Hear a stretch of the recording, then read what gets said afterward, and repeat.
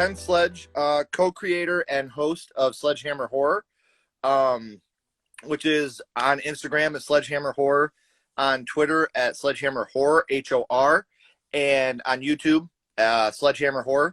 All things horror. We actually do a video podcast called My First Horror Movie, where we interview people about the first horror movie they watched and what it meant to them.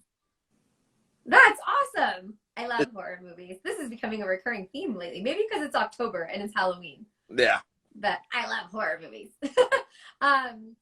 So my first question I want to ask you is, what do you think people's first impression of you is? Oh, man. You're going deep already. I hope that people that meet me, their first impression is I'm outgoing, easy to get along with, down to earth, relatable. That's, pretty much it.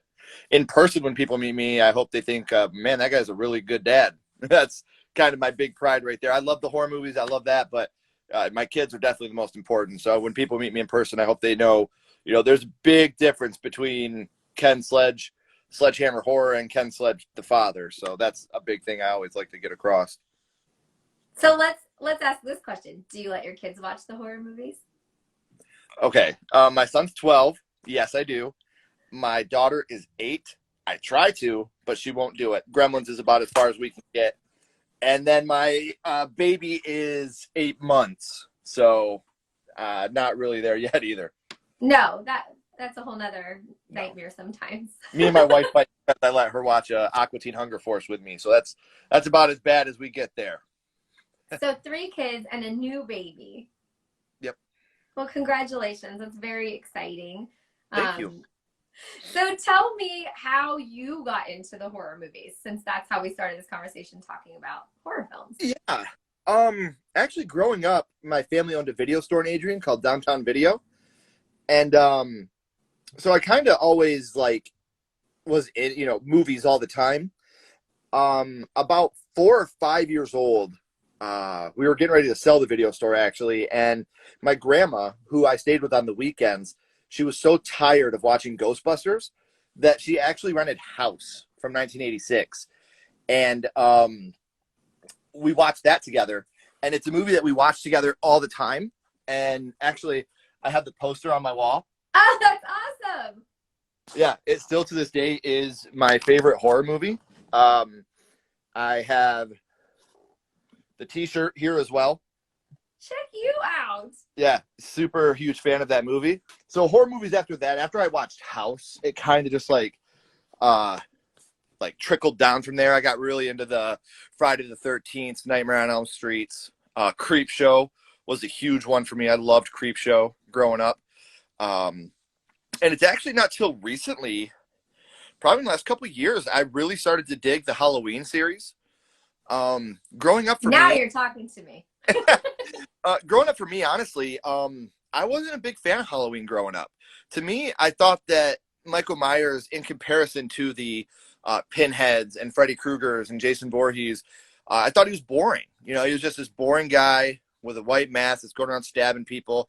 But the older I got, the more I realized, that's actually scarier because it's so much more relatable and so much more realistic. You look at Halloween 1, and Freddy Krueger, when you see him, he's a burned up monster. When Jason Voorhees takes off his hockey mask, he's a monster. But when Michael Myers' mask is taken off in Halloween 1 and he steps into the light and you see he's just a normal guy, that's so much scarier to me than any other monster. Yep. So the Halloween series is my favorite. Okay. And I can still remember the first one I saw in the theater. And at the end, this is way before cell phones were even a thought. And I'm a little kid, and my mom dropped me and my friend off at the movie. And I just remember afterwards, we're just sitting there who's going to go make the call from the payphone to tell our parents to pick us up? Who's going to get up? I'm not getting up. Are you getting up? Well, let me ask you this. Let me ask you a question real quick. Sure. 'Cause I want to see how we connect on these. What are your 2 favorite movies in the Halloween franchise? Ooh. Well, 1, you can't go wrong. Okay. 5. Nice. Danielle Harris kills it in that movie. 5 is because that's the one I saw in the theater. And so it just holds a little special place there. Sure. But see, with me, my two favorites actually, and I get criticism for them. Number two would be Halloween H2O. I think that's brilliant. I love that movie. It sucks they retconned it, but it had to happen. But I love that. And actually, my favorite in the Halloween franchise is Halloween 3, Season of the I knew Witch. you were going to say 3. I know we can talk about horror movies forever, but this particular conversation is about Ken. So let's talk about you for a minute. You mentioned that you were very proud of being a dad first and foremost, and Absolutely. you told us about your kids and about their limitations with the horror movies. Tell me about a really proud moment for you being a dad, other than I'm sure the day your kids were born. Yeah. Here's a cool story. My son is almost fatherly to my daughter. He tries to tell her what to do all the time and stuff like that. My daughter is high functioning autism. She has Asperger's syndrome, and change is really hard for her. So getting her to go from our room to her room to sleep was quite the struggle. So one night, we finally get her in there. We bought her a TV. We bought her a DVD player so she could watch her movies and stuff. And I woke up in the morning and I was going to get my son up so he could go out and work out with me because he plays baseball and football. I coach him in baseball and he is a football player. And I can't find him. And like I'm freaking out. I'm worried. I can't find my son. So I go to my daughter's room and he's laying in bed with my daughter. And I woke him up and I'm like, what's going on? He said, Chloe had a bad dream last night. So I slept in here with her so she wouldn't be scared. And like that was like one of the most proud moments I've ever had as a dad. That is the sweetest thing. Mm-hmm. It was definitely, and it made me feel good too. Like most dads would be like, well, why didn't she come get me? But it actually made me really, really proud and really happy that she thought that she could go and get him and he would be able to protect her just as well as I could. So that showed me the connection that they have as brother and sister. And that really, really did. I enjoyed that very, very much. I was very proud of him that day. Well, and that is so special, not just because of their relationship, but obviously a clear representation of how you parent and value family, and share that, value and dream with your children. Yeah. So that being said, I assume, or maybe you're not, but I assume you're close with some of your extended family. And do you have any siblings? Yeah, I'm actually very close with all my family. I lost my mother last year unexpectedly to addiction. And so that was really rough. But I have a sister, a full sister, and then I have a bunch of half and step brothers and sisters. But me and my sister are very close. Her kids, my nephew and nieces, they were all very close. I actually just took my nephew, one of her kids, out to Frickers to watch the Lions game yesterday for his birthday. We had a little guy's day, me, him, and my son, and one of my son's buddies, and went out and watched the Lions and got our hearts broken, but had a good time with the family. I think there's a lot of that going on with this football season. Yeah. It's a weird football season. I'm almost kind of like keeping my distance, and normally I'm glued to the TV on Sundays. So, And I'm a Lions fan, but I'm not a huge football fan. Like I'll watch the Lions. My son's the football guy. I'm the baseball guy. Baseball for me is where it's at. Huge Tigers fan. I don't miss a game, so that's for me. I could watch any two baseball teams play any day. that's awesome. I love that. Another connection with you and your kids, which is very, very cool. I think it's awesome that you're close to your family. That's something that's very important. I mean, I talk to my mother every day, like 100 times. Same with my dad. So I understand that, and I'm really sorry for your sudden loss of your mom. That's heartbreaking too. Yeah, she was definitely my best friend. So it was just one of those things that was like, yeah, hard to, getting a phone call that mom didn't wake up at 50 years old is a pretty hard pill to swallow. But, it's one of those things where you just, you never stop thinking about them, but you just do what you can. I'm, I don't want to get too preachy, but I'm a firm believer in the afterlife. And I think that, wherever she is, she's waiting for me and we'll be hanging out again someday, I But have to actually agree with you. I always tell my husband that we can't work this hard and meet all these amazing people and do all these amazing things to help others and have that be it. Yeah. See, and it's funny because when I was young, it's funny. The movie I think that scared me the most in my whole life is actually La Bamba. The plane crash in that movie, that really affected me, and I was always scared of dying because of that movie. Because there's a scene in that movie where Richie Valens is having a dream, and a plane crashes, and the wing falls down and lands on his cousin, I think it is, and kills him out on the school play. And that scene scared me more than any horror movie has ever scared me. And I was always really scared of dying until my mom died. Then I was like, you know what? When it happens, I'll see her again. So it's like, it'll be what I'll be, worried obviously for my kids and what they'll go through. But on like a selfish level, I won't be as upset anymore because I know that I'll be hanging out with my mom again. So that's something that I'm really excited about. I hate saying excited because I want to stay here as long as I possibly can. But once I go, being able to spend that time with my mom again will be pretty cool. I think you could safely say that it's something that you're not afraid of anymore versus being excited about it. Yeah. We all come to terms with our own mortality at some point, and sometimes it takes a parent dying or a sibling or an aunt or an uncle. But yeah, when mom died, it was like, this is going to happen someday. To think about it and be scared of it all the time isn't helping anything. So, let's do it. Yeah, absolutely. It's kind of one of those things that control the controllables, right? And it's one of those things that's inevitable, and we have to deal with it at some point as much as we don't want to. Right. We've touched on so many things in just a short period of time in this conversation, which are incredible and deep and meaningful. What is something that would surprise people to know about you?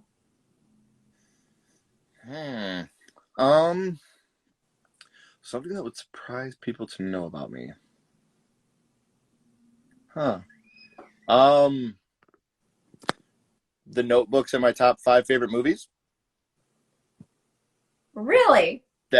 That might surprise people because they think of me as this like horror movie junkie, but I love The Notebook. Well, you opened the door because I was going to ask you this question anyways, but what would you consider your favorite movie with your love of horror and all of that? So what's your absolute favorite movie? Back to the Future. Ha! Yes! I absolutely love Crispin Glover in Back to the Future. I can't tell you, how many times, for absolutely no reason at all, I've just gone, hey, you, get your damn hands off her. I love him. I love his awkward quirkiness. I'm your density. Your destiny. He's the perfect nerd character in every movie. And it's funny because if you watch Back to the Future 2, the dad, George McFly, is in the movie, and it looks like Crispin Glover, but it's not Crispin Glover. They took a person and they put latex on him, and they made a mask that looked like Crispin Glover, but Crispin Glover had nothing to do with part 2. So they actually have the SAG, the Screen Actors Guild, has a rule against using characters like this now because of that film, because Crispin Glover could not come to an agreement on that movie. And that's why a lot of the time in Back to the Future 2, it's either a flashback that you see him in, or the one scene he's upside down in the future so they can kind of hide the structure of his face. That way you can't tell that it's really not Crispin Glover in that scene. Well, I just learned something today. Yeah. I learned something in all of these interviews. This is so fun. And this one has been just by far fascinating. This is so much fun. I really, really appreciate you bringing me on here. I'm having so much fun. Me too. And I hate that I have to wrap up in a minute. And it's so sad because we could talk forever. And you're so fantastic. Well, the good thing is, I was going to ask you before we wrapped if I'd be able to have you to come on mine so we could talk about your... I would be so humbled. That would be amazing. Awesome. When we're done with this, I'll text you and we'll set up a date so that we can get you on there, because I think that me and you could have a whole lot of fun.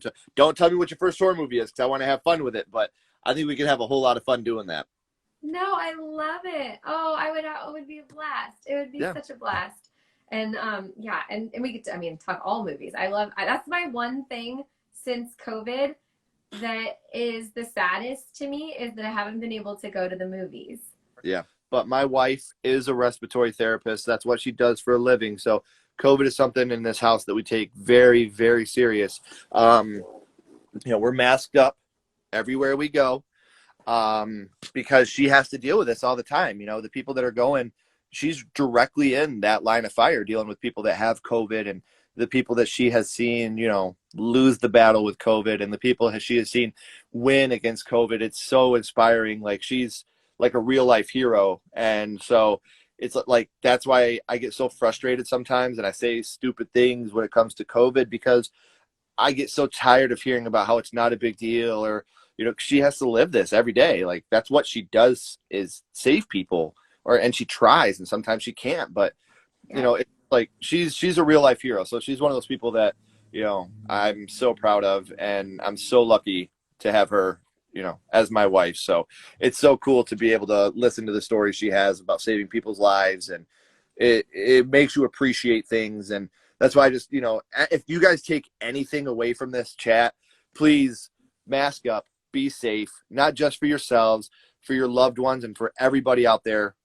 It's very important to keep everybody safe. That's what we're here for as the human race.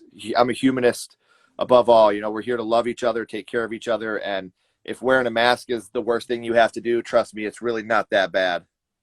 Well, and kudos to your wife for everything that she's doing, and my thank you and appreciation to her and her work.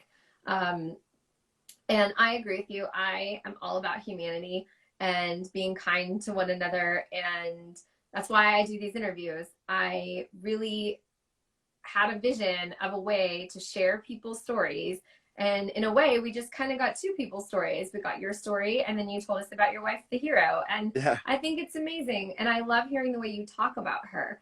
But it's so important to me because being human isn't one size fits all. And we deserve to live in a world with no judgment and the ability to feel comfortable with ourselves. I had lunch today, actually, with Michael Colomb. And we were walking down the sidewalk afterwards, and I stopped, and we turned around, and we both took a picture of the same piece of sidewalk. I'm actually going to post this picture to my Instagram here in a little bit, but it's just a random stamp on the sidewalk, and it says, "Remember how much you're loved." Nice. And while we're talking about Michael Colomb, let me just give a shout out, because that dude is like the coolest guy on this planet. Like, you talk about, humans loving humans, and I don't think I've ever in my life met a more giving and loving person on this planet than Michael Colomb. That guy is a wonderful, wonderful human being. He's so kind and so generous with his connections and with his support of other people. So absolutely amazing. But back to Ken. Yes, absolutely. And I found my way to Michael through an amazing woman named Kitty. She introduced us, which is how we end up being here today because of our connection to Michael. So I'm beyond blessed. The interviews that I've gotten to do, including this one, mean so much to me, and I'm beyond grateful. But we've been talking for a while, and I do have to wrap up our conversation so we can both get back, and you can get back to being a great dad and great husband. If, as you are out and about, or even doing your podcast, if there is one thing that you could hold up a sign and tell people about Ken, what would you want them to know? Man, I mean, not about me, but I guess if I could give one piece of advice, it would just be love more. It's something I know it sounds corny, but man, I love love. And it's so hard, especially right now in an election year and everything that's going on. It's so hard to stay positive and show love all the time. And I'm so guilty of getting down and negative on some of the, especially on the political side of things. So it's really hard for me to stay that way all the time, but I kind of try to remember all the time that, at the very most, I have 100 years here. So to spend any of that short amount of time being angry and upset about things that I can't control, it's not worth it. So love as hard as you can, love as much as you can. Tell the people around you that you love them, just, make sure that people know it, because you never know when someone's just not going to wake up, and you're going to wish that you had told them a couple extra times that you love them just so they knew it. So love more. I guess that's the one thing I would say, try to be the best person you can be, and love as much as you possibly can, and love as hard as you can. I love that.